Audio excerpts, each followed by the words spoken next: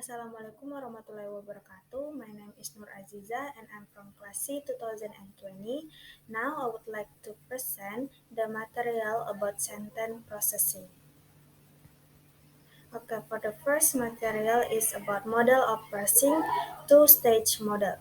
Fragile garden path theory is considered a two-stage model of syntactic parsing because the syntactic parsing takes place in two distinct processing stages or steps. First, uh, in the first stage, the incoming sequence of words is analyzed to determine what categories the words belong to, or categories correspond to part of speech such as noun, verb, preposition, and so on.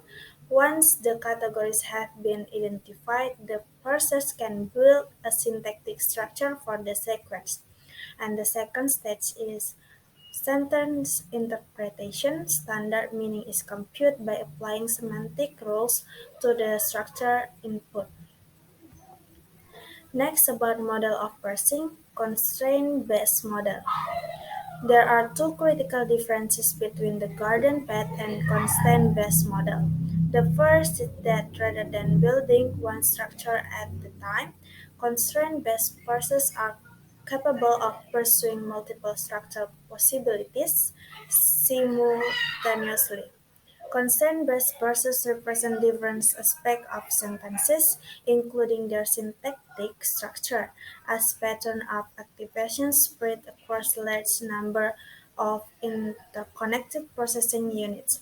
The second critical difference between the garden path and the constraint-based parser is the garden path process relies solely on word category information for its input, but constraint-based parsers can draw on a much wider variety of cues to decide what structure to build and the relative emphasis to place on each alternative structure. And next, argument structure hypothesis. Arguments are, broadly speaking, linguistic partners that a word absolutely must have. Adjuncts are partners that a word can have but does not need. Arguments are usually thought of as being elements of meaning that a word needs to express a complete thought. These elements of meaning are usually explicitly expressed in the sentence, but sometimes they can be omitted. For example, the verb eating is thought to require an object. Uh, you have to eat something in order to eat, but the semantic argument can be omitted from the actual spoken sentence if the speaker wishes to focus the listener attention on the action. As in Doctor Phil was eating on Jack of 2002, the argument structure hypothesis provide a somewhat more nuanced view of how argumenthood influences parsing. According to the argument structure hypothesis, argument forms and their corresponding syntactic structure are important because they determine how some elements of sentences are interpreted. And next is about limitation, criticism, and some alternative parsing theories. First, construal. The construal account is essentially a refinement of the classic garden path parsing theory.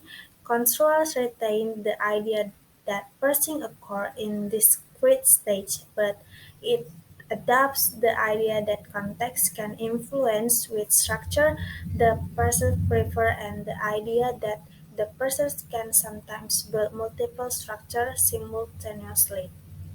Second is rest-based parsing. The rest-based account represents a different refinement of the parallel processing approach to parsing. The rest-based account stipulates that the parsers can build multiple syntactic structures in parallel. And the last is about good enough parsing.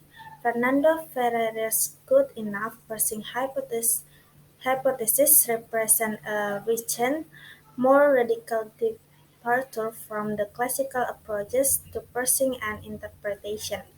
Good enough Parsing start by asking, what good is parsing anyway? Do we really need it?